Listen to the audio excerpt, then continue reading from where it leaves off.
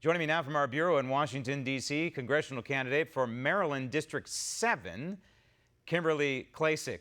Kimberly, the people of District 7 in Maryland, in their hearts, do you believe that they support the impeachment and the impeachment process of the 45th President of the United States? Because if they do, then they're impeaching a relatively strong economy. They're also impeaching really low unemployment rate and a really low, historically low, black unemployment rate. And we know District 7 encompasses Baltimore, and a lot of people in Baltimore need jobs. Yeah, absolutely. I don't think anyone in District 7 is really paying much attention to what's going on, and that's the problem. We see so much federal funding going into this hoax, is what I call it. You know, first we had the Mueller report, which was a hoax, the Russian collusion, then it became a phone call with Ukraine. And people on the ground in District 7 really want to do something about what's going on around them, right? We need to have some priorities. Like you said, there's a lot of people in need of work. That's the first thing that they think about. When you go vote for someone, you think about whether or not you have money in your pocket. Right. And I believe people in District 7 actually agree with a lot of Trump's policies. I talk to people all the time who actually say they're going to vote for Trump in 2020, and they did not in 2016. So people have seen the light. Well, there you go. Even though it's a heavy Democrat district, as you mentioned, people in elections often vote with their pocketbooks. The district itself slices through Baltimore City. Encompasses a lot of Baltimore City. Of course, this was Elijah Cummings' seat for many, many years. There's a special election for the primary on February 4, so that's coming right up here. The general election for the special election is April 28, which I believe is also the primary election for the general in 2020. If you're not confused yet, I'll go on. There are 24 Democrat candidates by my count. I don't know what yours is.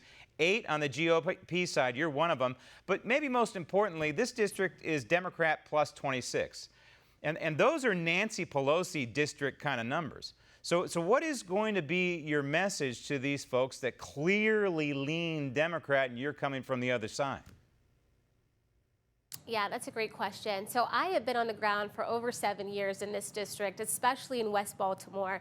And I have been doing that with my nonprofit, which we do workforce development. So people in the community already know me. They know that I have worked to make sure over 200 women became gainfully employed.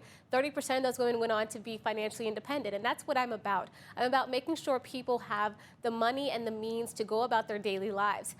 There's a lot going on in Baltimore as far as corruption. I don't know if you saw, but our former mayor was indicted just last week on corruption charges, a lot of pay for play. So I think, honestly, we have to do a lot when it comes to accountability. We see federal funds going into Baltimore City and the state of Maryland in a whole, and we don't see where those funds are actually going because we have the same problems over and over again. And so I think accountability, holding people responsible, and actually getting some of these corrupt individuals out of there. I will tell them, look, if you want the same thing, keep voting for the same people. But you know, as the Democrats have shown us, they are more about enrichment, self-enrichment, than helping out their constituents. So that will be my strategy, I guess, going forward. Right, and hopefully the people of District 7 are paying attention to that, the fact that this corruption that you're talking about in Baltimore City, a city dominated by Democrats for decades now, not unlike what we've seen in Detroit and other cities in this country, and of course, a district represented on the federal level by a Democrat for many, many years as well. And look what we're talking about. We're talking about corruption all over the place and at all levels of government, unfortunately, so you're trying to bring some integrity. You're also in favor of term limits, which is refreshing. Are you also in favor of a balanced budget amendment?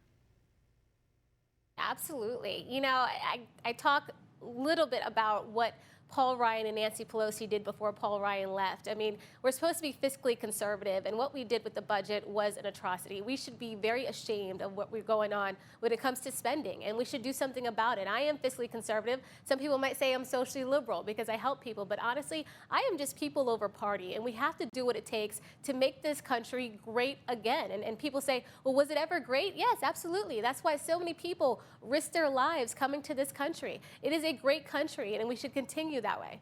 So you have to survive the primary, effectively, is what this comes down to, the February 4 primary, yes. And then you get into the general election, which is also the primary in April. And then, of course, you would turn around and start running all over again, I would imagine, for the 2020 general election. So you have a lot of work cut out for you. Your website is kimkforcongress.com, kimkforcongress.com, and I'm sure there's a lot more information about you and what you want to do in Congress on that website. Kimberly, good luck. Thank you. Want to see more videos like this? Click on the link below and subscribe to One America News on YouTube, and call your cable provider and kindly demand that One America News is added to your lineup. Call and subscribe today.